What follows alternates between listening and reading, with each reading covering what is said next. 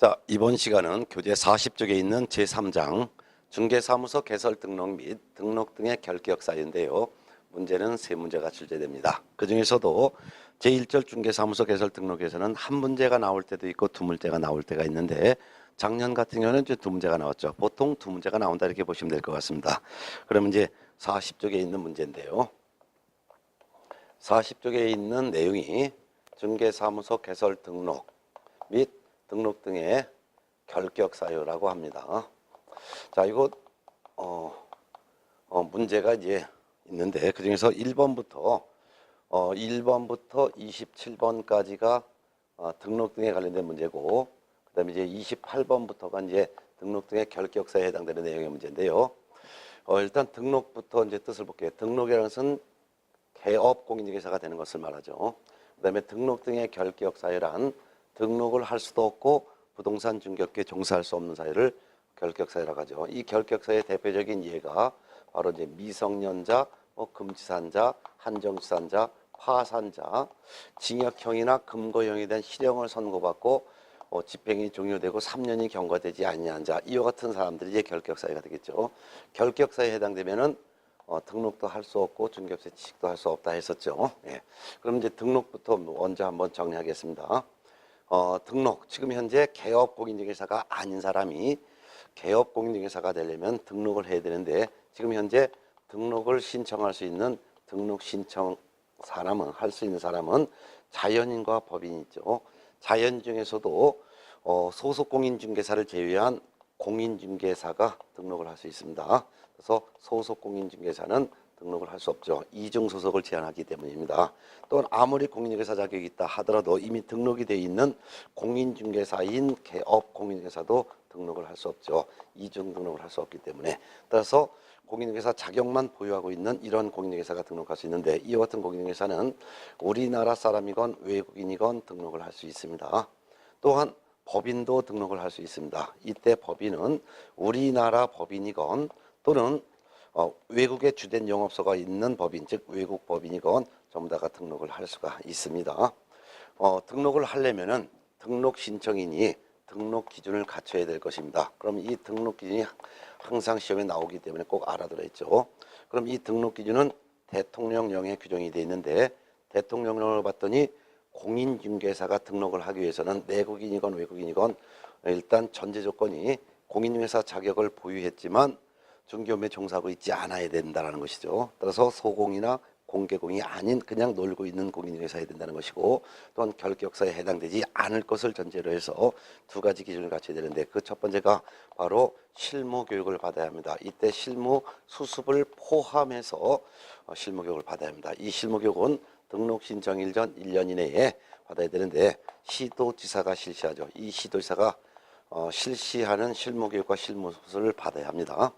그렇지만 다만 폐업 후 1년 이내에 다시 등록을 신청할 때도 받을 필요 없고, 소속 공인중개사로 근무하다가 고용관계 종료 신고 후 1년 이내에 다시 중개업계 들어올 때도 실무교육을 받을 필요는 없습니다.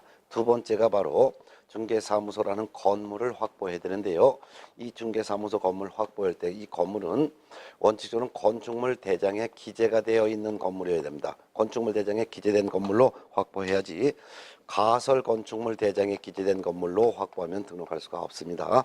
그런데 예외적으로 건축물 대장에 기재되기 전의 건물이지만 준공검사나 준공허가 등을 받은 건물은 가능하다라는 것도 같이 알아두면 되겠죠. 이와 같은 중개사무소 건물을 확보할 때 확보하는 방법은 등록 신청하는 공인중개사가 본인 소유 건물로 확보해도 되고, 또는 타인의 건물을 전세하거나 임차하거나 또는 사용대차 등의 방법으로 사용권을 확보해도 됩니다. 이와 같은 건물을 이제 확보를 해야 되겠죠. 그런데 이와 같은 건물에 대해서는 면적 제한은 없습니다. 그래서 면적 제한은 없기 때문에 몇 제곱미터 이상의 건물이 된다, 이런 제한은 전혀 없다는 것도 같이 알아둬야 되겠습니다. 면적 제한 없습니다. 자, 그다음 이제 법인이 등록을 하고자 할 때 우리나라 법인이건 외국 법인이건 등록하려면 등록 기준을 갖춰야 되는 게 원칙이죠. 그렇지만 다만 주의할 것은 다른 법률의 규정에 의하여 중개업을 할 수 있는 법인체, 예를 들면 우리는 특수법인이라고 하는데 이 특수법인은 등록 기준을 갖추지 않아도 됩니다. 등록 기준을 적용하지 않기 때문에 지금부터 공부할 등록 기준은 안 갖춰도 등록을 할 수 있습니다. 그래서 등록 기준 적용하지 않는다라는 거. 예를 들면 농협 같은 경우는 등록도 하지 않고 중개업을 할 수 있으며, 또한 신탁업자라든가 한국자산관리공사 같은 경우는 중개업을 하려면은 등록을 해야 되지만 다만 등록 기준 갖추지 않아도 등록 신청하면 등록을 해준다라는 거.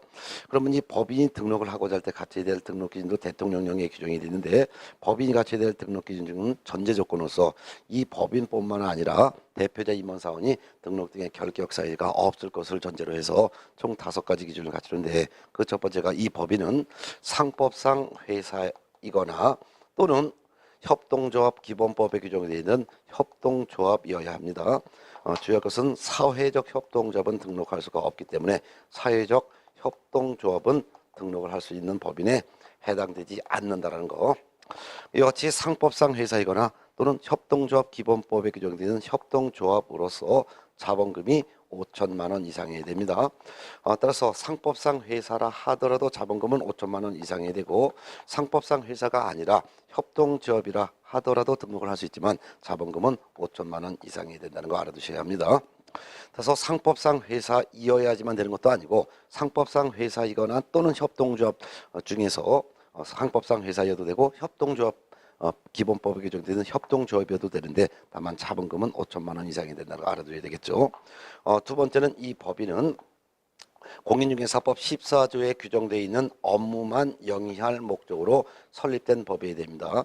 공인중개사법 14조에 규정된 업무는 본업으로서 중개업이 있고, 그 다음에 겸업을 할 수 있는데 이 겸업 범위가 6가지가 있습니다. 이 6가지 겸업 범위 관상, 기분, 소경, 요 같은 6가지가 있었죠. 관, 상업용 건축물 및 주택의 임대 관리 등 부동산의 관리 대행을 할 목적으로 설립되거나, 또는 부동산의 이용 개발 거래에 관한 상담을 할 목적으로 설립되거나, 기, 개업 공인중개사를 대상으로 한 중개업에 대한 경영 기법이나 경영 정보 등을 제공할 목적으로 설립된 법인이거나, 또는 상가나 주택에 대한 분양 대행을 할 목적으로 설립된 법인이거나, 소는 이사업체나 도배업체를 소개해주는 등 용역 알선을 할 목적으로 설립된 법인, 경매 및 공매 대상 부동산에 대한 권리 분석을 해주거나 또는 취득을 알선하거나, 매수 신청 또는 입찰 신청의 대리,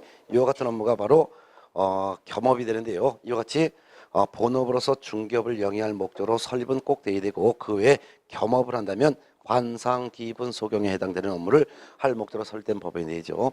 따라서 법 14조 개정된 업무란 요 법 14조 규정된 요 총 7가지가 해당되는데, 이 본업으로서 중개업과 겸업으로서 관상, 기분, 소경, 여기에 해당되는 업무만 할 목적으로 설립된 법인이어야 되지만 그래야지만 등록할 수 있다는 거죠. 세 번째는 이 법인은 대표자는 공인중개사이어야 합니다. 그리고 이 대표자는 공인중개사이어야 되는데, 대표자를 제외한 임원이나 또는 사원에 역시 3분의 1 이상이 공인중개사 자격이 있어야 됩니다. 예.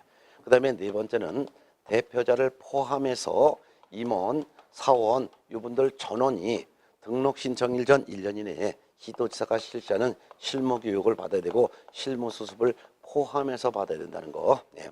그 다음에 5번째는 이 법인도 중개사무소 건물에 대한 사용권을 확보를 하고 있어야 됩니다. 요 같은 5가지 기준을 법인이 갖춰야지만 등록할 수 있다는 것을 꼭 외워두셔야죠. 이거는 지금 무조건 시험에 나오기 때문에 다 외워두라고 하셨습니다. 요거를 기억해 두셔야죠. 요 같은 등록 기준을 갖춰야 되는 겁니다. 특히 주의할 것은 등록 기준에 보증을 설정할 것. 이거는 보증 설정은 등록 기준에 포함되지 않습니다. 보증 설정은 등록이 된 이후부터만 보증 설정이 가능하기 때문이라는 걸 꼭 기억해 두셔야죠. 그럼 등록 기준을 갖췄으면 등록 신청인이 등록을 신청을 하는 게 2번째인데요.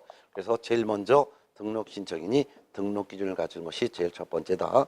그 다음에 이제 등록 신청인이 등록 기준 갖췄으면 등록을 해달라고 등록 신청을 하는 것이 이제 2번째인데, 등록 신청은 등록관청에다가 등록 신청하는 것이죠. 등록관청은 중개사무소를 두려는 시군구청장을 말합니다.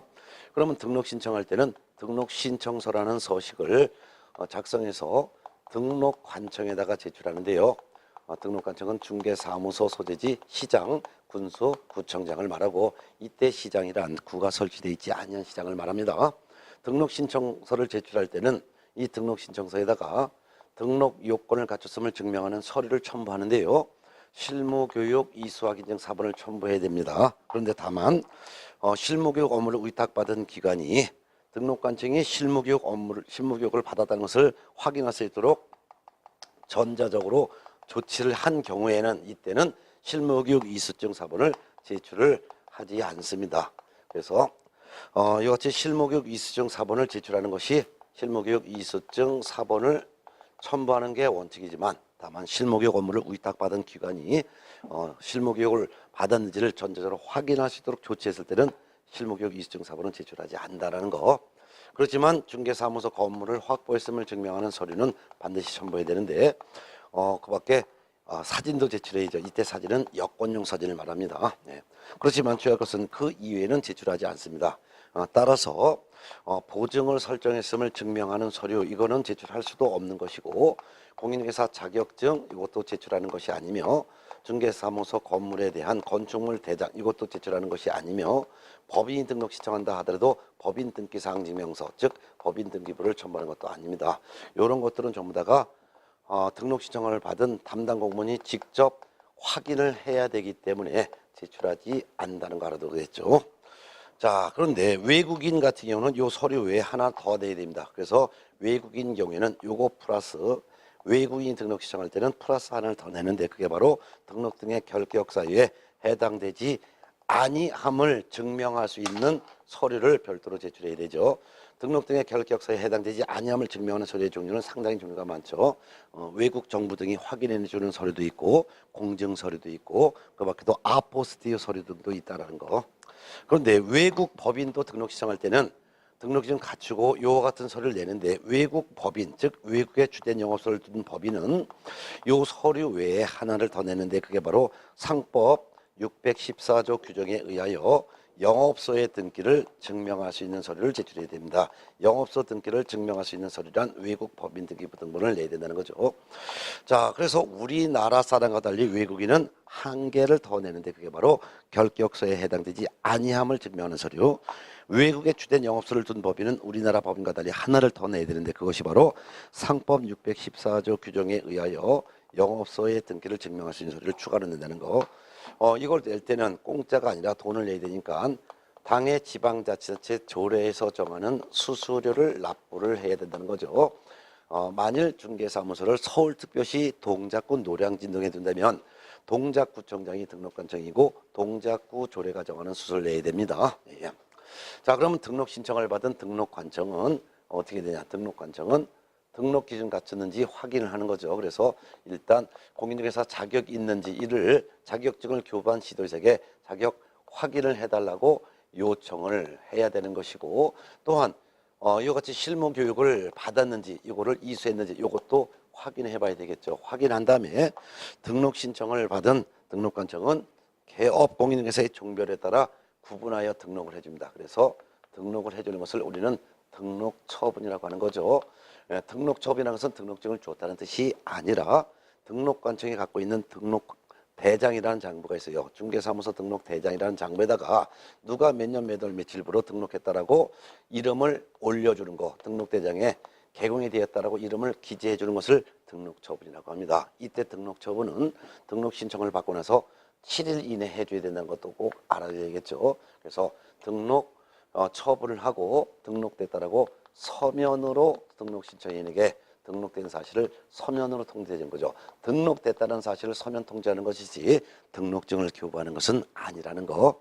자, 근데 등록 처분을 받았으면 이제 개업 공인중개사가 된 거지만 바로 업무를 개시하는 것은 아니에요. 그래서 업무를 개시하기 전에 해야 될 조치사항이 세 가지가 있죠. 첫 번째는 인장 등록을 해야 됩니다. 어떤 도장을 사용할지 등록관청이 알려야 되는데요. 근데 주의할 것은 이 인장 등록은 등록 신청할 때 이때 인장 등록 이것도 같이 할 수 있습니다. 그래서 등록 신청을 하면서 인장 등록 신고를 같이 할 수도 있습니다. 근데 만일 등록 신청할 때 인장 등록 신고를 같이 하지 않았다면 업무를 개시하기 전에 먼저 인장 등록부터 해야 된다는 거. 인장 등록하지 않고 업무를 개시했을 때는 이때는 등록관청이 6월 범위안에서 업무정지 처분을 할 수 있습니다. 예. 또한 두 번째는 등록을 한 개업 공인중개사는 손해배상 책임을 보장하기 위해서 업무보증을 설정을 하여서 이 업무보증 설정에 따라 등록관청에 신고해야 됩니다. 그럼 업무보증 설정 신고를 하게 되면 업무보증 설정했는지 요거 확인하고 나서 등록관청은 지체 없이 등록증을 교부해 주는데요. 이 등록증을 받았을 땐 이 등록증을 사무소에 보기 좋은 곳에 게시해야 됩니다. 이 등록증뿐만 아니라 사무소에 게시하는 서류는 네 가지, 중개사무소 등록증뿐만 아니라 공인중개사 자격증, 업무보증 설정 서류, 보수표, 요거 전부 원본을 좀 다가 게시해야 된다는 것이죠. 특히 보증 설정하지 않고 만일 업무보증 설정하지 않고 업무를 개시했을 때는 이때는 등록관청이 등록을 취소할 수 있다라는 거. 네. 근데 보증 설정을 했을 때 등록증을 주는 거지, 보증 설정했으면 등록증을 교부하는 것이지 인장 등록했다는 것을 확인하고 등록증을 주는 게 아니라는 것도 좀 알아두셔야 됩니다. 예. 자, 이런 걸 다 한 다음에 업무를 개시해야 되는데, 업무 개시는 등록했으면은 몇 달 이내 해야 된다는 명문의 규정은 없지만 등록했으면 개공이 된 거죠. 그런데 등록이 된 후 3월 이내에 업무를 개시하지 않을 때는 미리 휴업 신고해야 된다. 일을 안 하면 과태료 처분한다라는 증거에 비춰볼 때는 등록 되었으면 최소한도 등록 후 3개월 이내에는 업무를 개시해야 된다는 거죠. 그렇지만 업무 개시하기 전에 뭘부터 하라고요? 요거를 다 한 다음에 업무를 개시해야 된다는 거, 이런 기본적인 개념을 정리해 드렸으니까 요거 이제 한번 내용을 갖고 이제 한번 문제를 한번 풀어보겠습니다. 예. 자, 그럼 이제 40페이지에 있는 문제 1번부터 이제 풀어볼 거예요. 예. 1번 보겠습니다. 공인중개사법령상 중개사무소 개설 등록에 대한 설명 중에서 옳지 않은 것은 1번 누구든지 둘 이상의 중개사무소 개설 등록을 할 수가 없죠. 이중 등록할 수도 없고 이중 소속을 제한하기 때문에 맞는 말이죠. 2번 중개사무소 개설 등록은 법령에 의한 일반적인 금지를 특정한 경우에 해제하여 적법하게 중개업을 할 수 있게 하는 명령적 행정행위로서 허가의 성질을 갖는 것이지 특정한 권리의 설정이나 능력의 부여는 아닙니다. 여러분들 그 민법이나 공법에서 수없이 들어봤던 그 허가와 인가와 등록의 개념을 기억을 하실 거예요. 그래서 중개업을 못하게 금지를 딱 해놓고 다만 등록을 한 사람만이 중개업을 할 수 없다는 것을 금지를 풀어준, 그래서 등록은 허가의 성질을 갖고 있는 것이지 특허의 성질을 갖는 게 아닙니다. 맞는 말이죠. 3번 소속공인중개사는 중개사무소 개설 등록을 할 수가 없죠. 이중소속을 제한하기 때문이죠. 맞고. 4번 중개사무소 개설 등록의 효력은 중개사무소 개설 등록을 한 자에게만 귀속되는 이른바 일신 전속적 성질로서 등록을 다른 사람에게 양도되어야 할 수가 없는 거예요. 맞습니다. 그래서 등록을 한 개업 공인중개사가 사망하거나 등록을 한 법인이 해산되면 별도의 등록 취소 처분 절차가 없다 하더라도 사망 해산 즉시 등록의 효력도 같이 상실된다는 것이죠. 네. 자, 그럼 1, 2, 3, 4번 다 맞고 5번이 틀렸는데요. 5번 중개사무소 개설 등록을 하지 아니하고 중개업을 영위하는 자의 중개행위를 통하여 성립한 거래 당사자 간의 법률행위의 효력은 부정된다, 부정되지 않습니다. 거래계약은 거래 당사자 간의 의사표시의 합치로서 계약이 성립되고 계약의 효력이 성립하는 것이지 등록을 한 자의 중개를 통해서 계약이 이루어지만 계약의 효력이 성립하는 것은 아닙니다. 따라서 무등록자의 중개를 통해서 이루어진 매매계약도 효력은 인정됩니다. 정답은 5번이죠. 그 다음에 이제 2번 문제를 한번 보겠습니다. 중개사무소 개설 등록에 관한 설명 중에서 옳은 것은 1번 공인중개사 가로열고 소속공인중개사를 포함한다 가로 닫고 또는 법인이 아닌 자는 중개사무소의 개설 등록을 신청할 수 없다. 바로 틀린 걸 찾으셨죠. 가로가 틀렸죠. 소속공인중개사를 제외하죠. 따라서 소속공인중개사를 제외한 공인중개사 또는 법인이 아닌 자는 등록을 신청할 수 있습니다. 그렇지만 소속공인중개사를 포함한 공인중개사 및 이걸 갖다 이제 또는을 반대로 하면 미시 되고 아닌 자를 반대로 하면 인자, 할 수 없다를 반대로 하면 있다라고 한다면 이걸 꼭 그대로 반대로 해도 되겠죠. 그래서 가로 열고를 먼저 보면 소속 공인중개사를 제외한 공인중개사 및 법인인자는 등록을 신청할 수 있다 이렇게 되는 것이죠. 그래서 가로냉이 틀렸죠. 그래서 1번이 다 틀렸고 2번 이게 무슨 말인지 아직도 모르시면 기본 과정부터 다시 공부하시기 바랍니다. 네. 2번 중개업을 영위하려는 자는 국토교통부령이 정하는 바에 따라 개설 등록을 해야 된다. 맞죠? 여기서 국토교통부령이 정하는 바에 따라라는 것은 등록 신청서를 등록관청에 제출하는 방법이라는 뜻이죠. 맞죠? 네. 그 다음에 정답은 2번 나왔고요. 3번 중개사무소 개설 등록은 공동으로 할 수 있다 없지요. 개별적으로 등록해야지 누구의 3인 이와 같은 공동 등록할 수 없습니다. 4번 변호사가 중개업을 하려는 때는 공인회계사 자격을 요구하지 않지만 이 법령에 규정된 등록 기준을 갖추어 개설 등록을 해야 된다. 뒷지문은 맞지만 앞지문에 들었죠. 변호사가 중개업을 하고자 하는 때도 공인회계사 자격 있어야지만 등록할 수 있습니다. 5번 중개사무소 개설 등록 기준은 국토교통부령으로 정한다. 이제 틀린 건 바로 찾으셨죠? 대통령령이죠. 네. 정답은 2번입니다. 그 다음에 이제 3번 문제를 보겠습니다. 중개사무소 개설 등록에 관한 설명 중에서 옳은 것은 1번 구가 설치된 시의 지역에 중개사무소를 두는 경우에는 시장에게 개설 등록을 신청해야 된다. 아니죠. 시장에게 등록을 신청하는 경우에는 그 시에 구가 설치하지 않았을 때만 시장에게 등록 신청하는 거죠. 구가 설치된 시의 경우에는 구청장에게 등록 신청해야 되겠죠. 2번 업무 정지 기간 중인 개업공인회계사는 그 기간 중에 중개업을 폐업하고 다시 중개사무소 개설 등록을 신청할 수 있다. 업무 정지 기간 중에 폐업은 할 수 있지만 그 기간 중에 다시 등록을 할 수는 없죠. 예. 3번 휴업 중인 개업공인회계사인 공인회계사는 그 기간 중에 다시 등록을 할 수가 없습니다. 맞죠? 휴업 중이건 현업 중이건 등록은 살아있죠. 등록이 유지되어 있는 상태에서 또 등록을 할 수가 없습니다. 맞는 말이 되겠죠. 정답 3번. 4번 중개사무소 개설 등록을 신청하는 자는 손해배상 책임을 보장하기 위한 업무 보증 설정해야 된다. 아니죠. 등록 신청할 때 보증 설정하는 거 아닙니다. 등록이 된 후 업무 개시 전에 보증 설정해야 하는 거죠. 5번 시도지사는 중개사무소 개설 등록을 한 자에 대하여 국토교통부령이 정하는 바에 따라 중개사무소 등록증을 교부해야 된다. 등록증은 서식이니까 국토교통부령이 정하는 바에 따라 등록증을 교부하는 건 맞죠. 그렇지만 등록증을 교부하는 사람은 시도지사가 아니라 등록관청이 등록증을 교부해야 되겠죠. 정답은 3번이죠. 자, 그 다음에 이제 4번 문제 한번 볼게요. 중개사무소 개설 등록에 관한 설명 중에서 옳은 것은 1번 중개사무소 개설 등록을 한 개업공인회계사가 종별을 달리하여 업무를 하고자 하는 경우에는 등록신청서 다시 제출해야 합니다. 맞죠? 그런데 2번 위 1의 경우 종전에 제출한 서류 중에서 변동사항이 없는 서류와 종전의 등록증은 제출하지 아니할 수 있다. 등록신청서를 다시 제출하는 방법으로 종별을 변경하는 건 맞죠. 이때 종전에 제출했던 서류, 그 말은 처음 등록신청할 때 제출했던 서류 중에서 변동사항이 없는 서류는 다시 제출하지 아니할 수 있습니다. 그렇지만 종전의 등록증은 제출, 즉 반납을 해야 됩니다. 그래서 종전의 등록증을 반납해야지만 다른 종류로 표시된 등록증으로 바꿔주겠죠. 그래서 종전에 제출한 서류 중에서 변동사항이 없는 서류는 다시 제출하지 아니할 수 있으나 그렇지만 등록증은 반납을 해야 될 것입니다. 종전의 등록증 반납해야 돼요. 3번 부칙 6조 2항에 규정된 개업공인회계사가 동일한 등록관청 관할지역 내에서 공인중개사인 개업공인중개사로 종별을 달리하여 업무를 하고자 할 때는 등록신청서를 다시 제출해야 된다? 아니죠. 이때는 등록증 재교부 신청을 해야 된다 했죠. 등록증 재교부 신청을 하는 사유는 3가지가 있다 그랬습니다. 첫 번째는 등록증 잃어버리거나 못 쓰게 됐을 때 재교부 신청할 수 있고, 두 번째는 등록증의 기재사항이 변경되었을 때 이때는 등록증 재교부 신청을 꼭 해야 되는 것이며, 세 번째는 여기 3번 지문입니다. 부개공이 자격 취득하여 동일한 등록관청 관할구역 안에서 공인중개사인 개업공인중개사로 종별을 변경하여 계속 중개업을 하고자 할 때 이때는 등록증 재교부 신청해야 합니다. 등록신청서를 다시 제출하는 게 아니에요. 등록증 재교부 신청을 해야 되죠. 4번 개업공인중개사가 폐업신고 후 3년 이내에 다시 등록을 신청하는 경우에는 실무교육을 받을 의무가 없다. 폐업신고 후 3년이 아니라 폐업신고 후 1년 이내에 다시 등록을 신청하고자 할 때는 실무교육을 다시 받을 의무가 없죠. 5번 등록 신청을 받은 등록관청은 개업공인회계사의 종별에 따라 구분하여 등록을 행하고, 여기까지 맞죠. 그 다음에 7일 이내 등록 신청인에게 중개사무소 등록증을 교부해야 된다.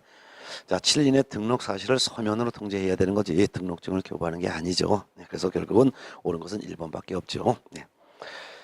그 다음에 이제 5번 문제를 보겠습니다. 중개사무소 개설 등록에 관한 설명 중에서 옳은 것은 1번 다른 법률 규정에 따라 중개업을 할 수 있는 경우에도 공인중개사 법령에 규정된 등록 기준을 적용한다? 적용하지 않는다 했죠. 네. 2번 소속 공인중개사로서 고용관계 종료 신고 후 1년 이내에 중개사무소 개설 등록을 신청하려는 자는 연수교육을 받을 의무가 없다? 아니에요. 연수교육 의무는 면제 규정이 없고요. 실무교육 면제 규정만 있죠. 이같이 소속 공인중개사로 근무하다가 고용관계 종료 신고 후 1년 이내에 등록 신청을 하려는 경우에는 이때는 실무교육 이수 의무가 면제됩니다. 실무교육을 받을 의무가 없는 것이죠. 3번 건축물 대장 또는 가설 건축물 대장에 기재된 건물에 대하여 사용권을 확보해야 된다. 가설 건축물은 아니죠. 건축물 대장에 기재된 건물에 대하여 사용권을 확보해야 되는 거죠.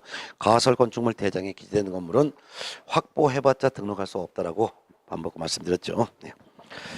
4번 준공검사를 받았지만 건축물 대장에 기재되기 전의 건물로 사용권을 확보한 경우에는 등록을 할 수 없다? 있다라고 하겠죠. 있습니다. 5번 등록 신청할 때 인장 등록 신고를 같이 할 수가 있죠. 맞습니다. 정답은 5번이네요. 6번 문제는 여러분이 직접 풀어보시고요. 제가 본 수업 때도 많이 풀어드렸던 문제입니다. 7번 문제를 보겠습니다. 공인중개사법령상 법인이 중개사무소 개설 등록을 하려는 경우 그 등록 기준의 내용 중 옳은 것은 모두 고른 것은 가로열고 다른 법률에 따라 중개업을 할 수 있는 경우를 제외하고 풀겠습니다. 기억번 상법상 회사로서 했는데 이걸 좀 수정하시기 바랍니다. 상법상 회사로서 로서를 갖다가 뭘로 고쳐놓냐면 로서를 인 경우라고 고쳐놓으세요. 오타입니다. 여러분 그 책이 이게 교종 보기 전개 인쇄가 됐어요. 교종 본게 인쇄가 된 게 아니라 아마 이제 출판 과정에서 실수한 것 같습니다. 그래서 교종 보기 전 거를 인쇄해 버려 가지고 교종 본 내용을 제가 여러분 자료를 올려드릴 테니까 올려놓은 거를 한번 수정표, 정오표를 뽑아 보시기 바랍니다. 그래서 7번 문제에서 기억번에서 상법상 회사로서가 되는데 기억번에 상법상 회사로서 요걸 갖다가 로서를 뭘로 고쳐놓냐면은 로서 요거를 인 경우 이렇게 고쳐놓으시기 바랍니다. 인 경우 요거로 수정해 놓으시고 문제를 풀겠습니다. 네. 자, 기억번 상법상 회사인 경우 자본금이 5천만 원 이상일 것 같은 건 맞죠? 상법상 회사라면 자본금이 상법상 회사로서 자본금이 5천만 원 이상이거나 또는 협동조합 기본법에 규정되어 있는 협동조합으로서 자본금이 5천만 원 이상이면 되는 거죠. 그래서 이걸 고쳐서 옳은 걸로 하겠습니다. 그래서 상법상 회사인 경우 자본금이 5천만 원 이상인 경우에서 옳은 걸로 하겠습니다. 니은번 대표자는 공인중개사일 것. 네, 맞죠? 디귿번 대표자를 포함한 임원사원의 3분의 1 이상이 공인중개사일 것. 들었습니다. 대표자는 공인중개사여야 되죠. 그런데 대표자를 포함이 아니라 제외한 대표자를 제외한 임원사원의 3분의 1 이상이 공인중개사일 것이라 얘기죠. 리얼번 대표자 법인의 대표자일 때 힘표라는 것은 포함하여 그 말이죠. 대표자를 포함하여 임원사원의 3분의 1 이상이 실무교육 받을 것 아니죠. 대표자를 포함하여 임원사원 전원이 다 실무교육 받아야 합니다. 그래서 전원이 실무교육 받아야 됩니다. 네. 결국 옳은 것은 기억 니은번 이렇게 해서 답은 2번으로 하겠습니다. 8번 문제 요거 그다음에 요거는 9번 문제는 여러분이 직접 풀어보시고요. 10번 문제를 풀어보겠습니다. 네. 10번 문제는 뭐 거의 올해 출제가 그대로 된다라고 보면 될 것 같습니다. 공인중개사법령상 법인이 중개사무소 개설 등록을 하려는 경우 이에 관한 설명으로 옳은 것을 모두 고른 것은 다른 법률에 의해 중개업을 할 수 있는 법인은 제외합니다. 기억번 중개업 및 경매 대상 부동산에 대한 매수시정 대리 업무를 영위할 목적으로 설립된 협동조합 기본법 제2조 1호에 따른 협동조합은 등록을 신청할 수 있다. 일단 협동조합 기본법 2조에 따른 협동조합 등록할 수 있는 법인에 해당되고 또한 중개업 및 이와 같이 관상, 기분, 소경에 해당되는 업무라면 이를 일부만 할 목적에도 할 수가 있기 때문에 이와 같이 사회적 협동조합 기본법에 따른 협동조합으로서 부동산 중개업 및 그 다음에 어떤 거에서 매수시정 대리에 대한 업무를 할 목적으로 설립된 법인 이거 14조 규정된 업무 맞죠? 그러니까 할 수 있죠. 맞습니다. 니은번 자본금이 5천만 원 이상인 협동조합 기본법 2조 3호에 따른 사회적 협동조합은 등록을 신청할 수 있다? 없다 그랬죠. 사회적 협동조합은 이건 비영리 조합이에요. 그래서 사회적 협동조합은 등록할 수 없다 그랬었죠. 디귿번 합자회사에서 대표자를 제외한 사원 이때 사원이란 무한책임 사원을 말하는데요. 무한책임 사원이라는 것은 이사감사입니다. 사원이 5명이라면 그중 3명이 공인중개사여야 된다. 틀렸죠. 합자회사도 상법상 회사에는 포함되죠. 상법상 회사는 5가지 회사가 있죠. 5가지 주식, 유한, 합자, 함명, 유한 책임. 이 5가지 회사 자본금 5천만 원 이상이면 다 상법상 회사 등록할 수 있는데, 근데 자본금이 5천만 원 이상인 함령회사 등록을 신청할 수 있는 것이죠. 그래서 근데 합자회사에서 여기서 디귿번 합자에서 대표자를 제외한 사원이 5명이라면 그중 3명이 공인중개사 해야 된다? 아니죠. 3명 임원 사원이 5명이라면 이거의 3분의 1은 몇 명입니까? 2명이죠. 2명 이상이 공인중개사 해야 된다라고 해야 되겠죠. 3명이 아니라 2명이 공인중개사이어야 등록을 신청할 수 있습니다. 3명이어야지만 등록할 수 있는 게 아니라 2명이 공인중개사이면 등록을 신청할 수 있습니다. 틀렸고요. 디귿 리얼번 자본금 5천만 원 이상의 한명회사 등록을 신청할 수 있다. 한명회사도 상법상 회사에 들어가죠. 그래서 자본금 5천만 원 이상인 한명회사 상법상 회사니까 등록할 수 있는 건 당연히 맞죠. 면번 외국에 주된 영업소를 둔 법인이 경우에는 상법 614조에 따른 영업소의 등기를 증명할 수 있는 서류 제출해야죠. 외국에 주된 영업소를 둔 법인은 우리나라 법인과 달리 법인 등기상 증명서인 상법 614에 따르는 영업소 등기 증명서를 반드시 제출해야 합니다. 맞죠? 결국 옳은 것은 기역번, 리얼번, 미음번. 답은 2번이 되겠네요. 자, 11번과 12 이런 거 여러분들이 한번 직접 풀어보시고요. 13번도 직접 풀어보시고 그다음에 이제 15번으로 풀어보겠습니다. 안 풀어드린 것은 여러분 풀 필요가 없다는 뜻이 아니라 여러분이 직접 풀어보셔야 된다 그 말입니다. 예. 그 다음에 15번 문제 봅니다. 최소한도 이 문제집은 한 3번 정도는 반복해서 전체 한 문제도 빠짐없이 한 3번 정도는 풀어보셔야지만 점수가 잘 나올 거예요. 예. 뭐 한 번 정도 풀어보시고 고득점을 생각하시면은 그건 아닐 거예요. 예. 그래서 한 3번 정도는 꼭 풀어보세요, 전부. 자, 15번 문제 보겠습니다. 중개사무소 개설 등록에 관한 설명 중에서 옳은 것은 보겠습니다. 1번 등록신청서에 표시된 개업 공인중개사의 종별은 법인 공인중개사 부칙 6조 2항에 규정된 개업 공인중개사이다. 틀렸죠. 등록신청서에 표시된 개공은 법인 공인중개사 2종류 개공인만 있고 부개공은 들어갈 리가 없지요. 부개공으로 등록신청 자체가 불가능하잖아요. 예. 그래서 부칙 6조 2항에 규정된 요거는 빠져야 되겠죠. 예. 2번 중개사무소 개설 등록을 신청하는데 인장 등록 신고를 같이 해야 된다? 같이 해야 될 의무는 없습니다. 같이 할 수 있다라고 해야 되겠죠. 3번 중개사무소 개설 등록 신청을 하는데 공인중개사 자격증 4번 제출해야 된다? 제출하지 않죠. 그래서 등록 신청을 받은 담당 공무원이 직접 자격 확인을 요청해야 됩니다. 4번 등록 신청을 받은 등록관청은 공인중개사 자격증을 발급한 시도지사에게 개설 등록을 하려는 자, 가르고 법인인 경우에는 대표자를 포함한 공인중개사 임원 사원을 말하는데요. 의 자격 확인은 요청해야 된다. 맞죠? 정답 4번이에요. 5번 등록 신청을 받은 등록관청은 업무 보증 설정 여부를 확인하여 개업 공인중개사의 종별에 따라 구분을 하여 등록을 행하고 7일 이내에 등록 사실을 서면으로 신청인에게 통지해야 된다. 다 맞는데 등록 신청을 받은 등록관청은 업무 보증 설정 여부를 확인하는 게 아니죠. 등록 기준을 갖췄는지를 확인하는 거예요. 업무 보증 설정은 등록이 된 후에 보증 설정하는 것입니다. 그래서 업무 보증 설정 여부를 확인하는 것이 아니라 등록 기준을 갖췄는지를 확인하여 해야라고 해야 되겠죠. 정답은 4번이죠.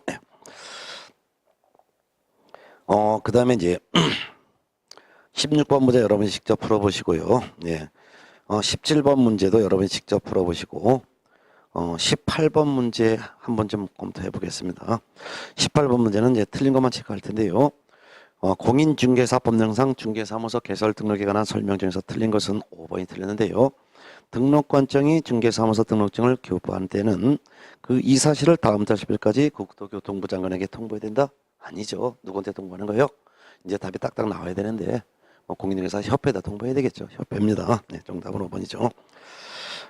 그 다음에 이제 19번, 20번 문제는 여러분이 한번 직접 풀어보시고요. 그 다음에 21번 문제에서도 21번 문제가 이제 방금 전에 풀었던 건데 틀린 건데 21번 3번이 틀려서 해보세요. 중개사무소 등록증을 교부받은 개업 공인중개사는 다음 달 10일까지 협회에다 통보해야 된다. 또 이건 어디가 틀렸을까요? 등록증을 교부받은 개업 공인중개사가 협회에 통보하는 것이 아니라 등록증을 교부한 등록관청은이라고 해야 되겠죠. 예. 그래서 틀린 거 답 3번이에요. 그 다음에 22번 문제 보겠습니다. 공인중개사법의 내용을 설명한 것 중에서 옳은 것은 기업번 개업공인중개사는 휴업기간 중에 폐업하고 다시 중개사무소 개설 등록을 할 수가 있습니다. 맞죠? 휴업 중에는 또 등록할 수가 없습니다. 그렇지만 휴업기간 중에 폐업을 하면은 다시 등록을 할 수가 있는 것이죠. 정답은 1번입니다. 2번 개업공인중개사는 휴업기간 중에 다른 개업공인중개사의 중개보존이 될 수 있다? 없지요. 휴업 중이라 하더라도 등록은 유지되어 있는 상태이기 때문에 휴업하고 다른 개업공인중개사에 소속할 수가 없는 거예요. 이중소속 제한합니다. 3번 개업공인중개사는 다른 사람에게 자기의 성명을 사용하여 중개업을 하게 할 수가 있다? 없죠. 개업공인중개사는 다른 사람에게 자기의 성명을 사용하여 중개업을 하게 하거나 등록증을 양도되어 해서는 안 되죠. 할 수 없습니다. 그 다음에 4번 질문. 누구든지 다른 사람의 성명이나 상호를 사용하여 중개업을 할 수 있으나 없지요. 누구든지 다른 사람의 성명이나 상호를 사용하여 중개업을 하여서는 안 됩니다. 할 수 없습니다. 이거 법적으로 할 수 없는 거예요. 예. 그 다음에 5번 중개사무소 등록증을 양도한 자와 양수받아 사용한 자에 대한 행정형벌 내용은 다르다. 행정형벌 내용은 동일하죠. 1년 이하의 징역 또는 1천만 원 이하의 벌금 중에 하나의 행정형벌을 거하니까 동일합니다. 예. 자, 그 다음에 23번 문제 볼게요. 공인중개사법령상 이중등록 및 이중소속에 관한 설명이다. 옳지 않은 것은 1번 개업공인중개사가 종별을 달리한다면 둘 이상의 등록을 할 수 있다? 안 되죠. 종별을 달리하건 또는 지역을 달리하건 일체 둘 이상의 등록은 할 수가 없습니다. 정답은 1번이 되겠습니다. 네. 정답 1번으로 하고요. 네. 24번 문제는 여러분이 직접 풀어보시고요. 25번 문제 풀어보겠습니다.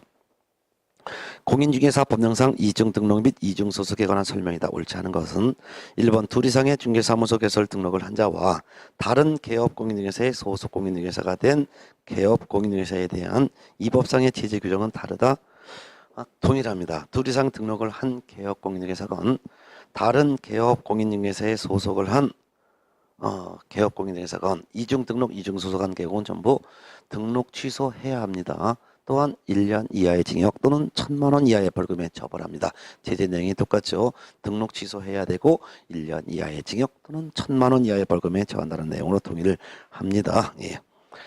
26번 문제는 여러분 이제 직접 풀어보시기 바랍니다. 27번 문제가 등록과 관련된 마지막 문제가 되겠습니다. 무등록 중개업과 관련된 다음의 설명 중 옳은 것은 1번 중개사무소 등록증을 양수받아 중개업을 한 자는 등록 취소 처분을 받을 때까지는 개업공인중개사의 자격이 인정된다? 아니죠. 중개사무소 등록증을 양수받아 중개업을 한 사람은 애초부터 개업공인중개사가 아니죠. 그렇기 때문에 등록증을 양수받아 중개업을 한 사람은 등록 취소 처분의 대상도 아니죠. 단지 1년 이하의 징역 또는 1,000만 원 이하의 벌금의 처벌을 받을 대상자입니다. 그러니까 이분은 처음부터 개업공인중개사 자격이 없었던 분입니다. 이게 문제 자체가 틀렸죠. 네.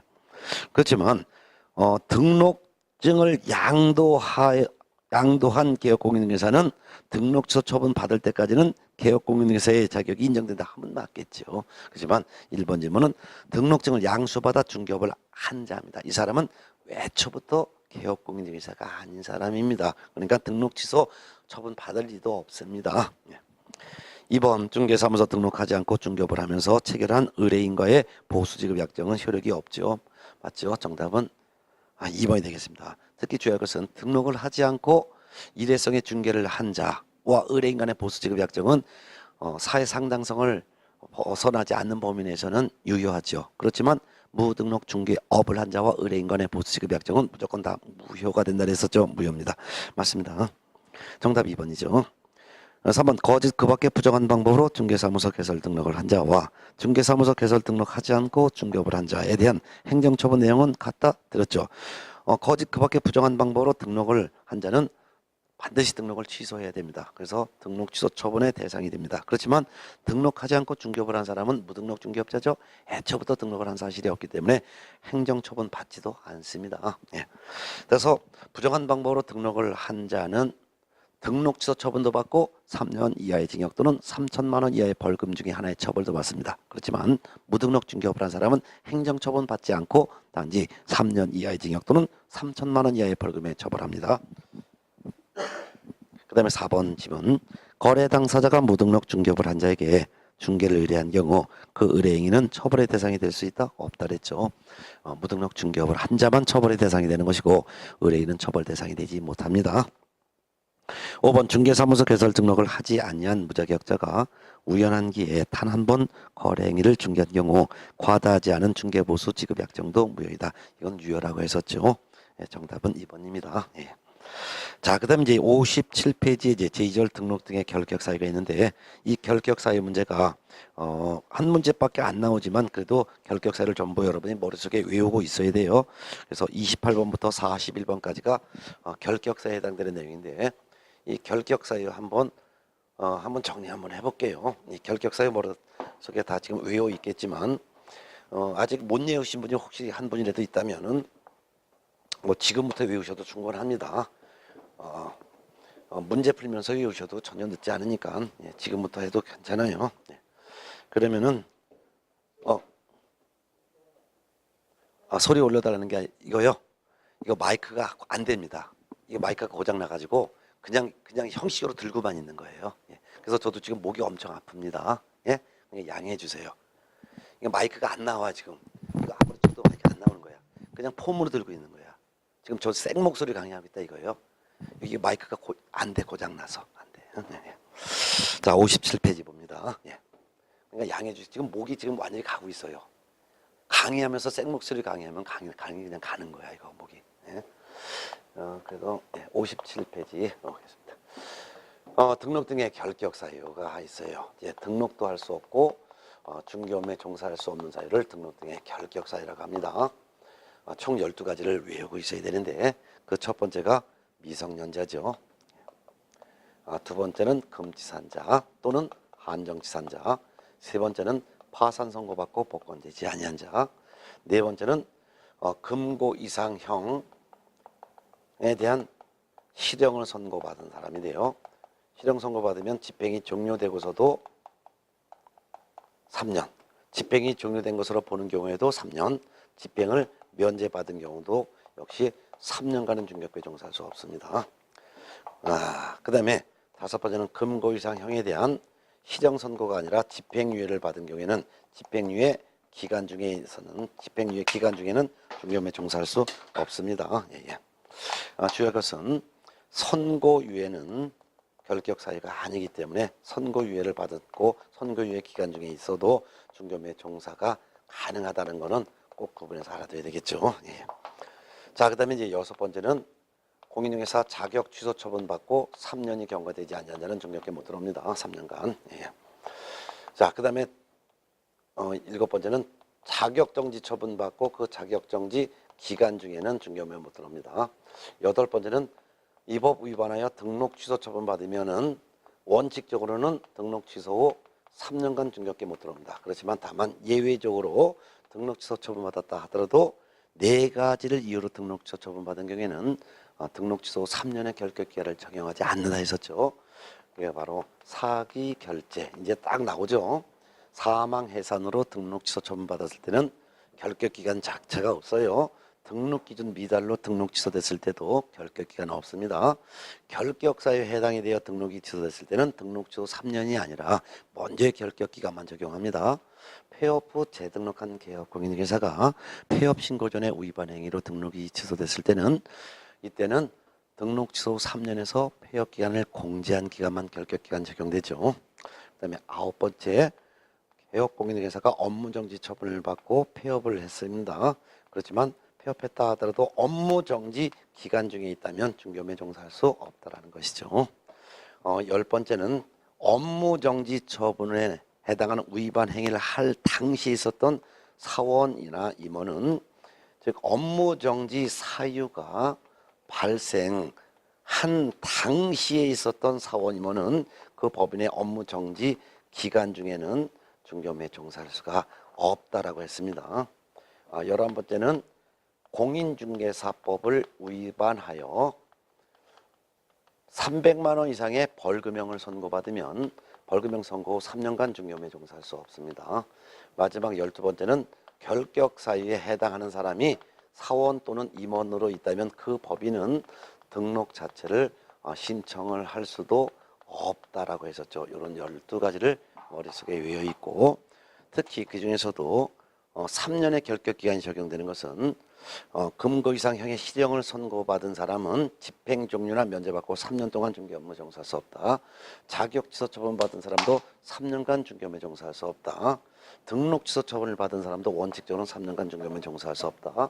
공인중개사법 위반으로 300만 원 이상의 벌금형 선고받은 사람도 3년간 중개 업무에 종사할 수 없다. 그래서 3년짜리 4가지를 정리했고, 그 다음에 일정한 기간 동안 중에서도 이와 같이 집행유예를 받으면 집행유예 기간 중에만 종사할 수 없다라는 거.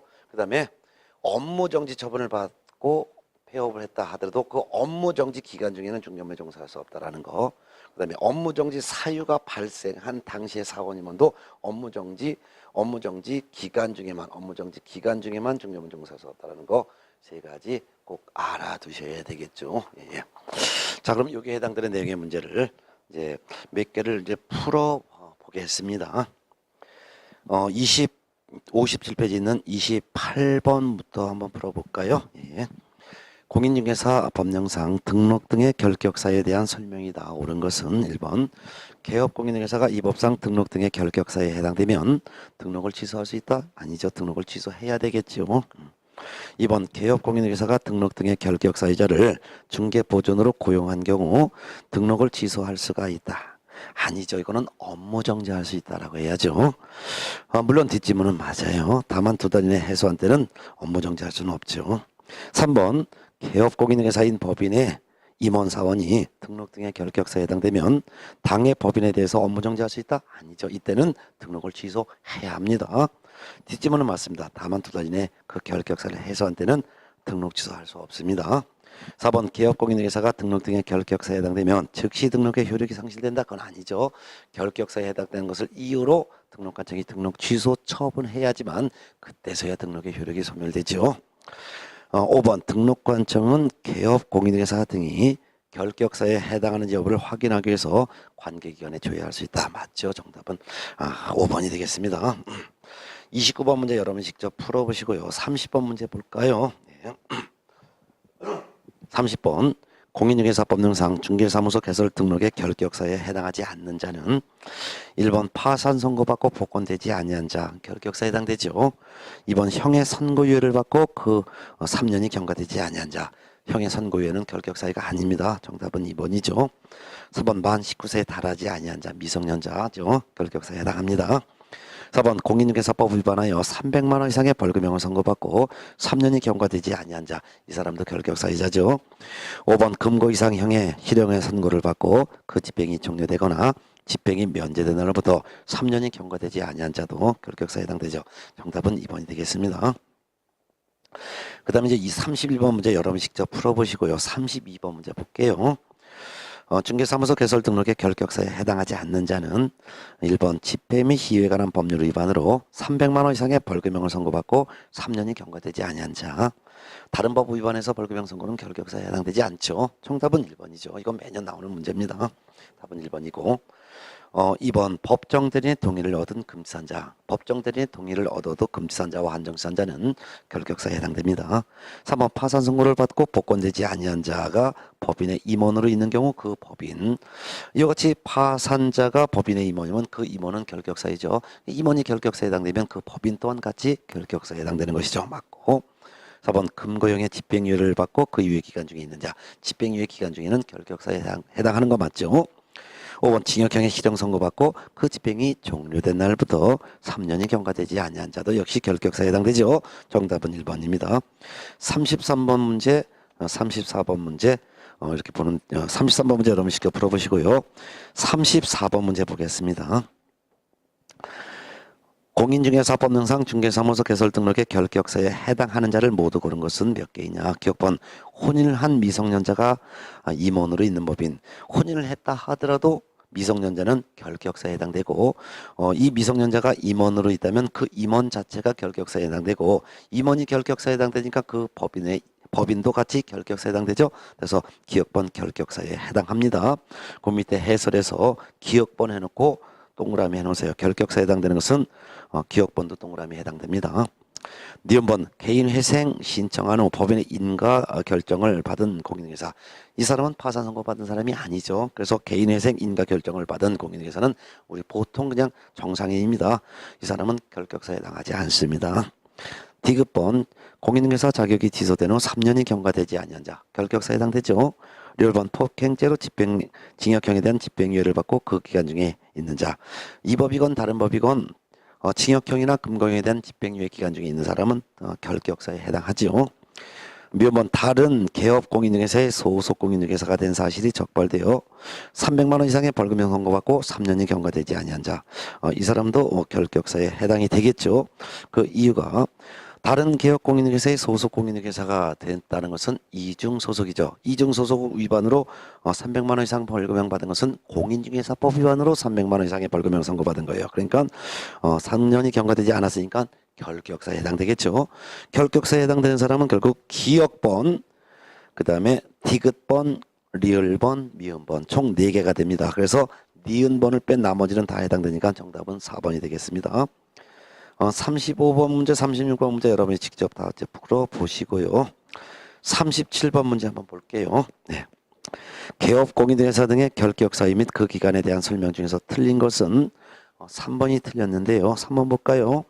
업무정지 처분을 받은 개업 공인중개사인 법인의 업무정지 처분 당시의 사원 임원은 예외 없이 당해 개업 공인중개사에 대한 업무정지 기간 동안은 결격사에 해당한다. 드렸습니다. 그 이유가 업무정지 사유 발생 당시의 사원 임원이었던 자는 그 법인의 업무정지 기간 동안 결격사에 해당하지만 업무정지 처분 당시의 사원 임원이라서 모두 다 그 법인의 업무정지 기간 동안 결격사에 해당되는 게 아니죠. 그 이유가 업무정지 사유가 발생한 이후 새로 임용된 임원사원은 자기가 업무정지 사유 발생한 사유가 발생한 이후에 새로 임명된 임원사원은 자기가 임명되기 전에 그 발생한 행위에 대해서는 같이 책임지는 게 아니라 했었잖아요. 그래서 업무정지 사유 발생 당시에 있었던 사원 임원만 그 법인의 업무정지 기간 동안 결격사에 해당되는 것이고 업무정지 사유가 발생한 이후 새로 임명된 임원사원은 법인의 업무정지 기간 중이라 하더라도 결격사유가 적용되지 않기 때문에 3번이 틀렸죠. 예. 그 다음에 이제 38번 문제 38번부터 41번까지는 네 문제가 전부 다가 본래 등록이 취소되면 3년간 결격사에 해당되는 게 원칙이지만 다만 등록 취소됐다 하더라도 예외적으로 등록 취소 후 3년이 적용되지 않는 그런 예가 나와 있는 거니까 한 번씩 한번 검토해 보겠습니다. 38번 문제 보겠습니다.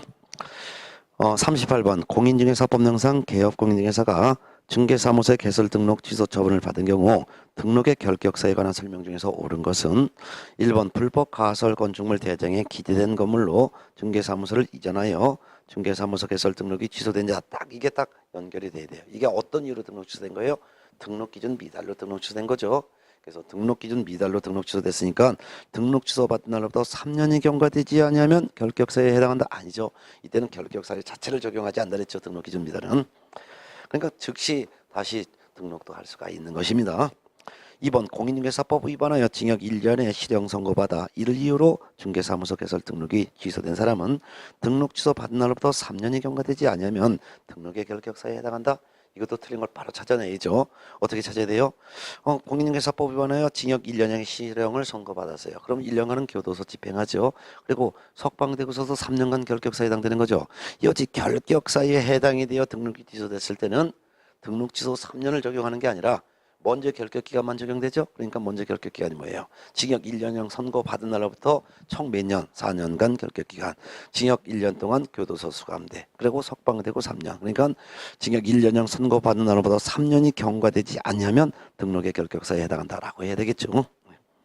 3번 공인중개사법 위반하여 300만 원 이상의 벌금형을 선고받아 등록 취소된 사람은 등록 취소 받은 날로부터 3년이 경과되지 않으면 등록의 결격사에 해당한다? 아니죠. 이것도 공인중개사법 위반하여 300만 원 이상의 벌금형을 선고받은 거죠. 그러면 이거 결격사에 해당되어 등록 취소됐죠. 결격사에 해당됐을 때 취소된 것은 먼저의 결격 기간만 적용하는 거지 등록 취소 3년을 적용하지 않죠. 그러니까 먼저 결격 기간이 벌금형 선고 후 3년이죠. 그래서 등록 취소 3년이 아니라 벌금형 선고 후 3년이 경과되지 않으면 등록 등의 결격사에 해당한다라고 해야 되겠죠. 예. 이 문제를 풀면서 이해가 아직 안 가시는 분이 있다면은 기본 과정을 다시 처음부터 공부하시기 바랍니다. 예. 그 다음에 4번 1년간 폐업 후 다시 중개사무소 개설 등록을 한 경우 폐업 후 1년간 폐업 후 다시 등록을 한 경우 폐업 신고 전에 위반 행위를 사유로 중개사무소 개설 등록이 취소된 자는 등록 취소를 받은 날로부터 3년이 경과되지 않으면 등록의 결격사에 해당한다. 예, 틀렸죠? 폐업 후 재등록한 개공이 폐업 전에 위반 행위 때문에 등록이 취소된 경우에는 등록 취소 후 3년에서 폐업 기간을 빼야죠. 폐업 기간 1년을 빼니까 결국은 등록 취소 후 2년이 경과되지 않으면 등록의 결격사에 해당한다라고 해야 되겠네요. 3년이 아니라 2년입니다. 5번 등록증을 양도하여 등록이 취소된 자는 등록 취소 받은 날로부터 3년이 경과되지 않으면 등록의 결격사유에 해당한다. 등록 취소 후 3년의 결격사유가 적용되지 않는 예외 사기 결제 이것부터 찾아야죠. 이거 해당되지 않죠. 그러니까 이거는 등록 취소 후 3년이 경과되지 않으면 등록의 결격사유에 해당한다. 이거죠. 정답은 5번입니다. 나머지 문제는 방금 들었던 문제와 동일한 유형의 문제니까 여러분이 이 문제를 이해했다면 나머지 문제를 그냥 손쉽게 풀 수 있을 것이고 이 문제를 이해하지 못했다면 나머지 문제를 풀 수 없으니까 이 문제를 정확하게 알면 될 것 같습니다. 자, 그래서 이번 시간에는 등록과 결격사유 최소한 해마다 2문제 내지 3문제가 출제되는 부분을 정리를 완벽하게 했습니다. 여러분 문제 풀면서 문제가 좀 쉽다라고 생각하셔서 만만히 생각하지 마시기 바랍니다. 아무리 문제가 쉽게 나왔다 하더라도 정확하게 알고 있어야지만 답을 고르는 거지. 이 공인중개사법령은 아는 거와 답을 고르는 것은 차이가 있는 게 분명히 다릅니다. 그러니까 최소한도 여러분들이 공인중개사법령은 모두 암기하고 씹어 삼킨다 이런 자세가 있어야지만 고득점 나오는 거지. 그렇지 않으면은 한 50점, 60점 맞을 쓰는 건 있습니다. 그렇지만 이 과목에서 점수를 많이 못 따면은 공법에서 점수 많이 따서 이 과목을 채워줘야 되는 그런 일이 발생할 텐데 그건 여러분의 수험 전략이 따릅니다. 나는 공법을 점수 많이 받아서 중개사법을 채워주겠다 이런 전략이라면 그 방법을 취하시고 그렇지 않고 나는 중개사법에서 점수를 많이 따서 다른 과목을 넘겨주겠다 하는 그런 자세라면 공법에 투자하는 시간에 2배 이상을 하셔야 될 것입니다. 자, 그럼 잠시 쉬었다가 66페이지에 있는 중개사무소 운영에서 다시 만날까요? 예.